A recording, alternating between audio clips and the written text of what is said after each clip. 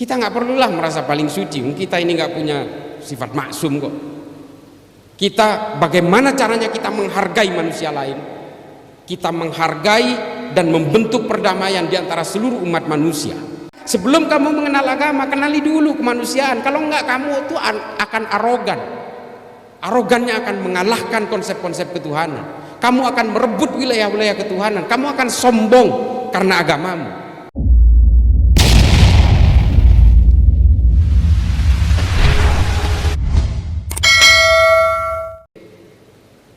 Sunni dan Syiah karena persoalan politik terbelahnya. Lalu mereka membuat fikih-fikih sendiri, memodifikasi Quran-Quran sendiri, dan permusuhannya 1500 tahun tidak selesai. Ahmadiyah juga karena persoalan politik terbentuknya. Berbagai firqah juga terbentuk karena persoalan politik, karena dibuat oleh siapa? Oleh bangsa barat, Pak. Sama, orang Islam menimpa apa juga yang dialami oleh orang Kristen. Orang Kristen terciptanya Katolik dan Protestan juga karena persoalan persoalan politik. Hindu juga perpecahan antara Shiv Sena dengan kelompok Hindutva, Bharatiya Janata garis keras karena persoalan politik. Semua karena persoalan politik. Orang Buddha membentuk kelompok Asin Wiratu, mengusir orang Rohingya dari Myanmar karena persoalan politik. Orang Protestan dari Jerman membuat kegaduhan, huru-hara, melakukan aksi teror lewat Baader-Meinhof karena persoalan politik. Baske di Jerman, white supremacy di Amerika, Ku Klux Klan di Amerika, FARC di Amerika Selatan karena persoalan politik. Semua agama-agama ini dibuat dulu lantak karena persoalan-persoalan politik.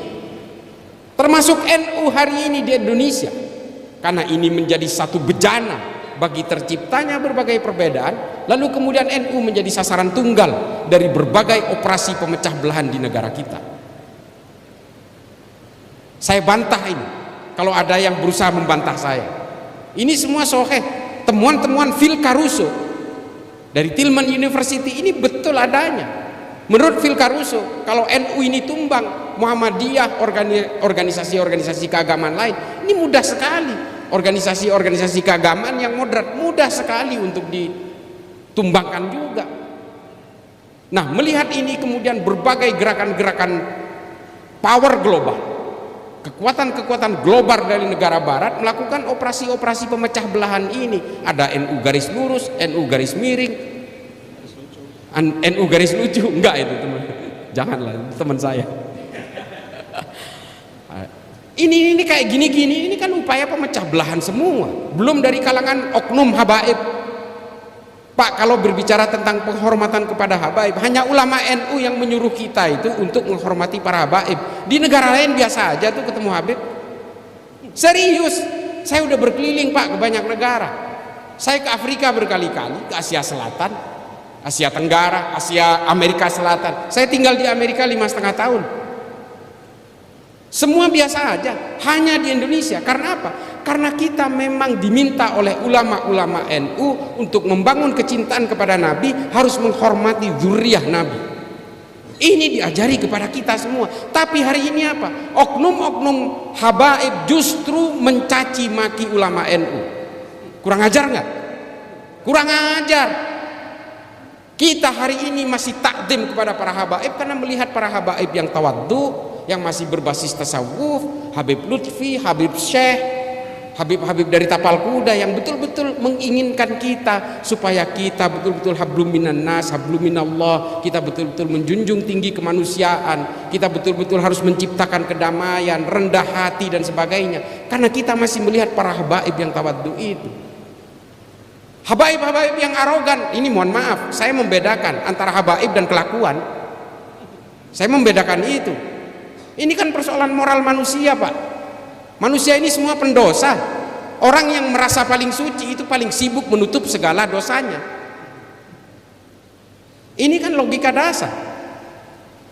Semua manusia ini punya takdir yang sama, punya kelakuan baik dan kelakuan buruk. Ketika manusia itu gagal mengalahkan dirinya, dia akan sibuk mengalahkan orang lain. Ini loh, ini fihi ma fihi, ini Jalaluddin Rumi, dan ini diajarkan oleh kiai-kiai saya karena berbasis tasawuf. Dan ketika orang merasa paling suci, dia pasti akan sibuk menutup segala celahnya, menutup segala cacatnya. Kita nggak perlulah merasa paling suci, kita ini nggak punya sifat maksum kok. Kita bagaimana caranya kita menghargai manusia lain, kita menghargai dan membentuk perdamaian di antara seluruh umat manusia. Ini kan ajaran-ajaran kitab-kitab NU, Al-Mujalasah wa Jahirul Ilmi. Irsyadul Ibad juga menulis itu, bahwa kita betul-betul harus bertumpu kepada kemanusiaan. Habib Ali Al-Jufri, Al-Insaniyah Qabla Tadayyun, itu mengatakan sebelum kamu mengenal agama, kenali dulu kemanusiaan. Kalau enggak, kamu itu akan arogan. Arogannya akan mengalahkan konsep-konsep ketuhanan. Kamu akan merebut wilayah-wilayah ketuhanan. Kamu akan sombong karena agamamu. Ini Habib Ali Al-Jufri, dan diterbitkan dalam berbagai bahasa. Al-Insaniyah Qabla Tadayyun, Humanity Before Religiosity. Saya punya dua, versi Arab sama versi bahasa Inggris nih. Dan gak ada yang menerjemahkan ke bahasa Indonesia. Saya heran juga, padahal buku ini luar biasa ini. Cuma 21 halaman. Silakan baca, oh, ibu sekalian. Mungkin ada yang udah baca. Kita ini kan semua beragama karena keturunan, Pak. Bapak ibu sekalian, Pak, para kiai, mohon maaf. Ini kata Habib Ali Al-Jufri. Takdir keimanan kita ini kan tergantung dari kelahiran kita. Saya Islam karena saya lahir di Madura, orang tua saya beragama Islam, kakek saya beragama Islam. Maka kemudian menjadi Islamlah saya. Kalau saya lahir di Manado, wah, kulit saya putih, Pak, kinclong ini, glowing. Dan mungkin agama saya Kristen. Nah, karena kelahiran-kelahiran yang kemudian merunut kepada keimanan-keimanan inilah, oleh kata Habib Ali Al-Jufri, kita harus menghormati orang meskipun keimanan itu tanpa kompromi, tapi dalam soal kemanusiaan kita tidak boleh berkompromi dengan apapun. Karena kita semua bersaudara dalam kemanusiaan. Sayyidina Ali juga mengucapkan ini.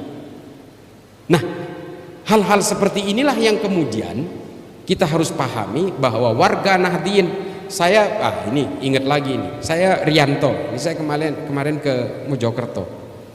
Saya kalau ingat Rianto ini dinerakakan hampir tiap hari. Ali-ali ngirimin Fatihah, Pak. Di media sosial ini dirakakan karena dia berhasil membuang bom yang ditaruh oleh teroris yang mengatasnamakan Islam.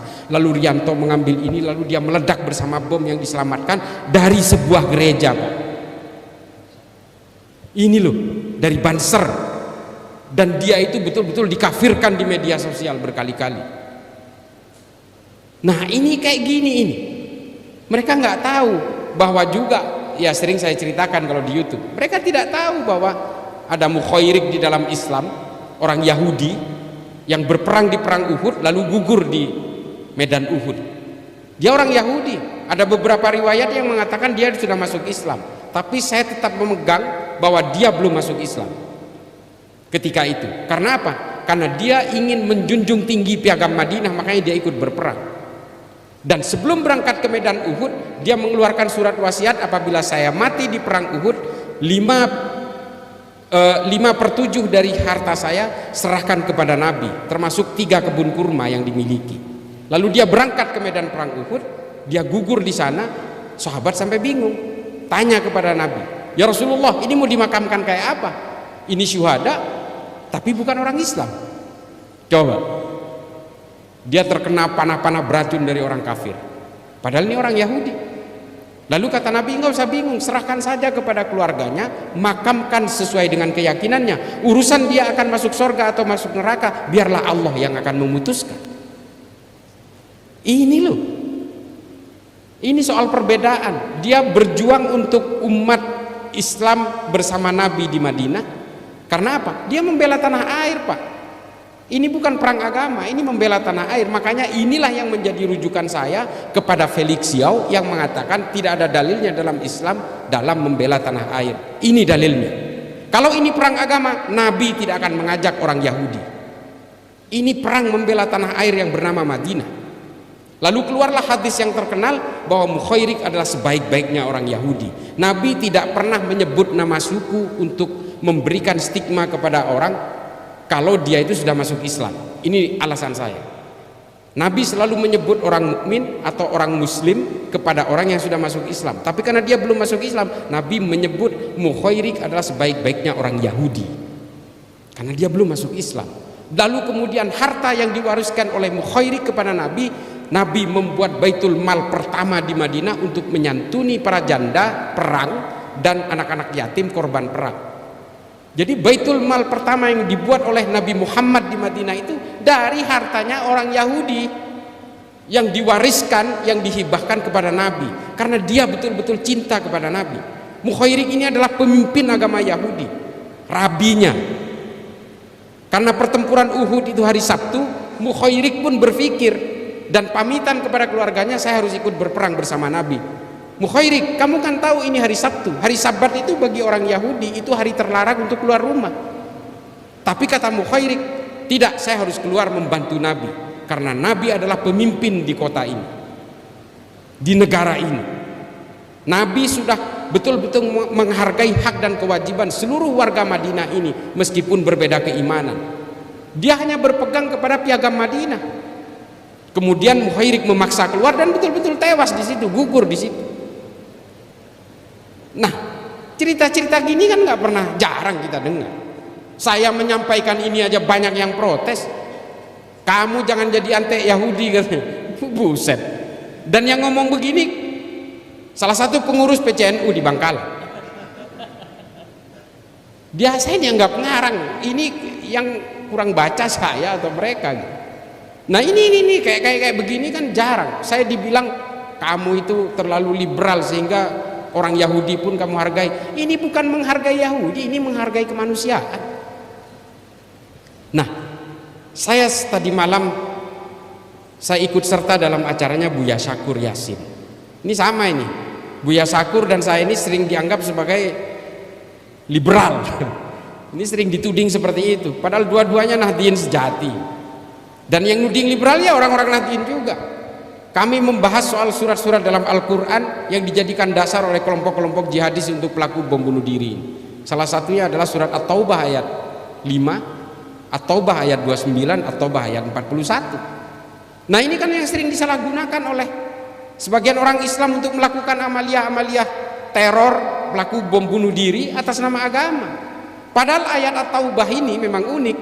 Dia turunnya pada tahun ke-9 Hijriah. Dia menjadi surat yang ke-9 dan jumlah ayatnya 129. Banyak angka 9 di situ. Ini seolah-olah Tuhan mau main kiu-kiu ini. Tapi yang harus kita ketahui adalah surat At-Taubah ini turun pasca perang Tabuk. Ini nih. Di situ memang masa-masa perang ketika utusan Nabi dibunuh oleh orang kekaisaran Bizantium. Nabi betul-betul marah di situ karena utusan yang dikirim kepada Raja Heraklius itu dibunuh di situ oleh salah satu dari kelompok Kristen namanya Bani Udrah. Nah, Nabi betul-betul marah sekali di situ, lalu jadilah perang Tabuk. Dan kelompok Heraklius ini adalah orang yang kemudian bersatu dengan kelompok Kristen dari Persia untuk melakukan perlawanan terhadap orang Islam, dan terjadilah perang Mu'tah. Setelah perang Mu'tah berlanjut ke perang Tabuk, turunlah ayat ini. Ayat-ayat perang bos dipakai di hari damai kayak gini. Semua orang ingin dibunuh. Dan ini dipakai oleh mereka yang hanya menerjemahkan secara tekstual tanpa pernah melihat posisi-posisi, circumstances dan kontekstualnya. Dia tidak tahu kapan surat itu turun, dia terjemahkan aja sepolos-polosnya, lalu semua orang ini yang berbeda dengan dia dianggap musyrik, perangi, bunuh mereka, intai mereka. Ini kan yang menjadi rujukan. Nah, tahu nggak surat ini?